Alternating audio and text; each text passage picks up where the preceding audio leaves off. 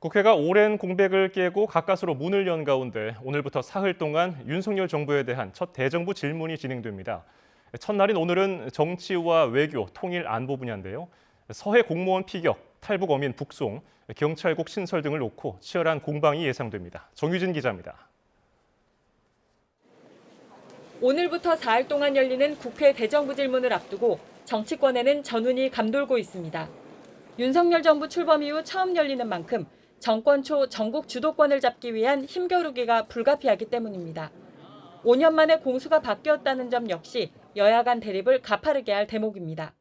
도를 넘어서 지나치게 국정을 발목 잡기식으로 비난하거나 특정 장관의 어떤 개인적인 신상을 가지고 공격을 한다든지 하는 부분에 대해서는 과감하게 또 우리도 함께 공격을 하거나 또는 방어를 하는 측면에서 어느 현안 하나하나가 가볍지 않다, 저는 이렇게 보고 있습니다. 아마 각 분야별 대정부 질의가 매우 불꽃일 것 같다, 이렇게 저는 생각하고 있습니다.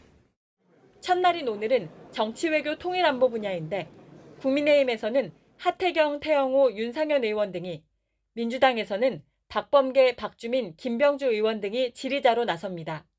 여당에서는 주로 대북 관련 TF를 담당한 의원들이 출격해 탈북 어민 북송 사건, 서해 공무원 피격 사건 등 전 정권을 정조준할 것으로 예상됩니다.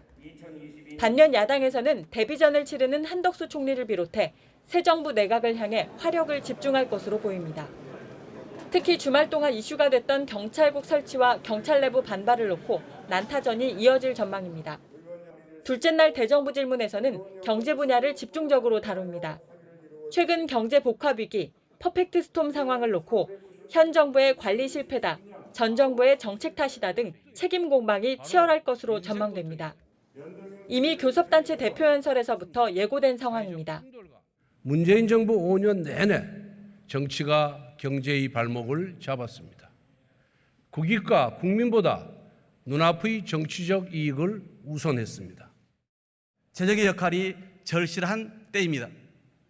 무대처로 일관하던 윤석열 정부가 뒤늦게 처방을 내놓았지만 방향이 완전히 거꾸로 가고 있습니다. 마지막 날 교육사회 문화 분야 대정부 질문에서는 코로나19 재확산 우려와 관련해 현 정부의 보건정책과 보건복지부 장관 공석 사태에 대한 질의가 이어질 것으로 예상됩니다. 다음 달 2일까지 이어지는 7월 임시국회에서는 법사위와 국방위, 정보위, 과방위 등 주요 상임위별로 첨예한 대치 전선이 펼쳐질 것으로 보입니다. YTN 정유진입니다.